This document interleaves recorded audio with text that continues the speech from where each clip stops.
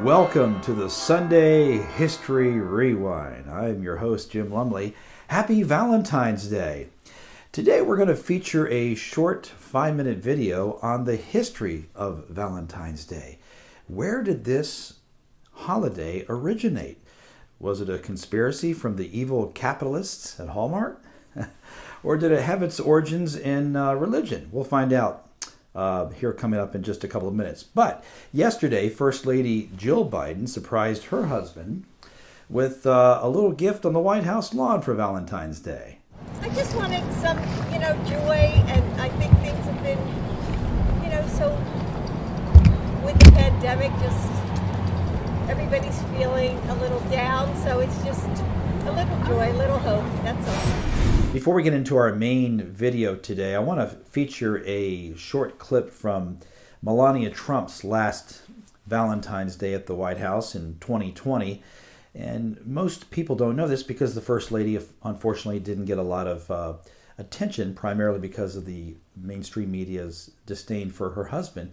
But every year, she used to take a trip over to the Children's Hospital at the National Institutes of Health. Check out this video. Melania Trump spent her Valentine's Day in Maryland visiting young patients and their parents at the National Institutes of Health. Raquel Martin reports on the First Lady's Valentine to kids dealing with rare illnesses. I was a little nervous, but it was fun. Lucy Weiss was first to greet First Lady Melania Trump for a special Valentine's Day celebration at the National Institute of Health's Children's Inn. We made cookies, but she also asked how I was doing. The First Lady visited with the 11-year-old from Virginia and more than a dozen other children living with rare medical illnesses. It's so exciting. We just try to make things as fun as possible. It's really sweet. Lucy was diagnosed with a rare genetic disease at the age of 3. Her mom, Jan, says after coming to the Children's Inn more than 30 times for treatment, events like this are a great boost. Happy Valentine's Day. There's definitely harder things that we have to deal with when we come here, but it's a wonderful escape. This is the 3rd year in a row Mrs. Trump spent part of her Valentine's Day at the Children's Inn.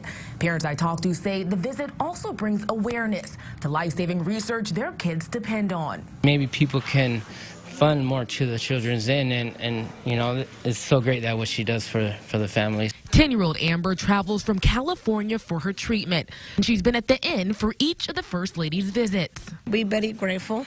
Before departing, the children presented the First Lady with art they made especially for her. The First Lady says she looks forward to spending this day with them each year. In Washington, Raquel Martin. Before Cupid, chocolates, and red roses, there were animal sacrifices, wolves, and couples chosen by lot. Stick around to learn all about the history of Valentine's Day.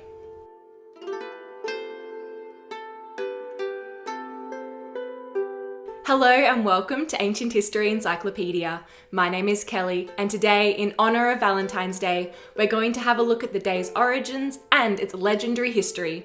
Don't forget the easiest way to support us is by giving this video a like and subscribing to our channel so you don't miss out on any new uploads.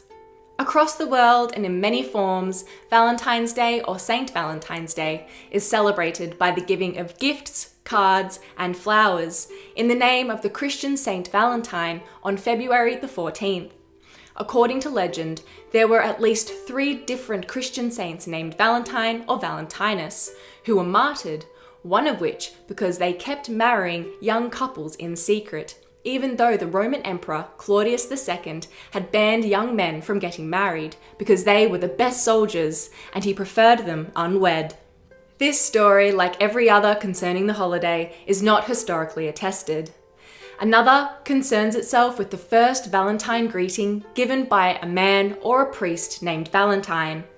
In prison, he fell in love with a young girl, and before his death, he wrote her a note and ended it with "From your Valentine," a saying which is still in use today. Whatever the true story is behind these legends, they all concern themselves with romantic notions, something that has survived to the modern day. It has also been claimed that the Roman festival of the Lupercalia was the origin for modern-day Valentine's Day. The Lupercalia was celebrated between the 13th and the 15th of February and can be traced back to the 6th century BCE. Lupercalia was thrown in honour of both the fertility god Luperca and the she-wolf Lupus, who nurtured the founders of Rome, Romulus and Remus. The Luperci, who were Roman priests, would sacrifice a dog for purification and a goat for fertility at the beginning of the festival at the sacred cave where it was believed that Romulus and Remus were cared for by the she-wolf. Based on Roman texts, at the beginning and at the end of the Lupercalia, young men would race naked around the Roman circus and slap at women with a bloody hide.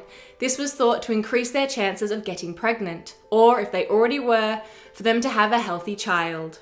Later texts claim that young unmarried boys and girls of a marriageable age were paired off during the Lupercalia, and that this established the romantic connection which carried on through Valentine's Day. This claim, however, has been challenged by modern scholars. The first mention of Valentine's Day in writing appears in circa 1382 in the Parliament of the Fowls, written by the English poet Geoffrey Chaucer. The Parliament of the Fowls relates the tale of the mating of the birds on St. Valentine's Day, and how the eagles, who were the top of the social ladder, had to choose first before others could choose their mates. The three male eagles argue over who will have the hand of the fair female, until Mother Nature gets tired of all this talk and asks the female which of the three she would choose, and she says she will have none of them and will wait until next year. The rest of the birds rejoice because they can finally express their love and choose a mate. Chaucer presents the observance of Valentine's Day as if his audience would already be acquainted with it, even though it hasn't been written down prior to his poem. This has led scholars to believe that Chaucer actually invented Valentine's Day, and his poem of love, courtship and mating established the themes for the modern holiday. The central image of Valentine's Day, the heart and the winged Cupid, definitely comes from Rome.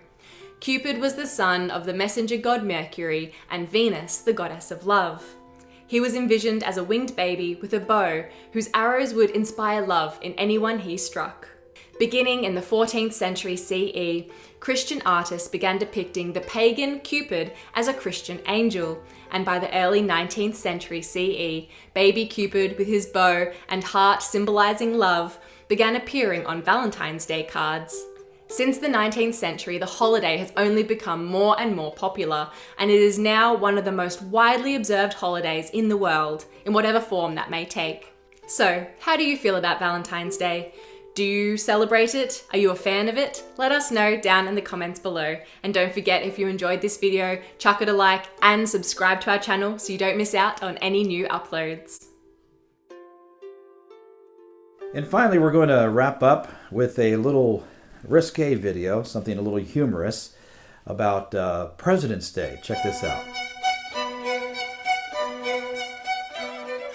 Hey, Frankenstein, you got a Valentine this year? In fact, I do. The American public. That's bananas. I mean a lady, Chinstrap. Well, George, a nation is a lot like a woman. Totally. You gotta earn its trust. Precisely. Tell it whatever the hell it wants to hear.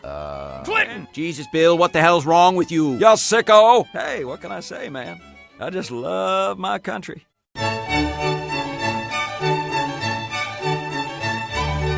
And if I should, let me make a short disclaimer. If you were offended by that video, read the Constitution. Have a great day from the Sunday History Rewind. This is Jim Lumley. Happy Valentine's Day, Mom.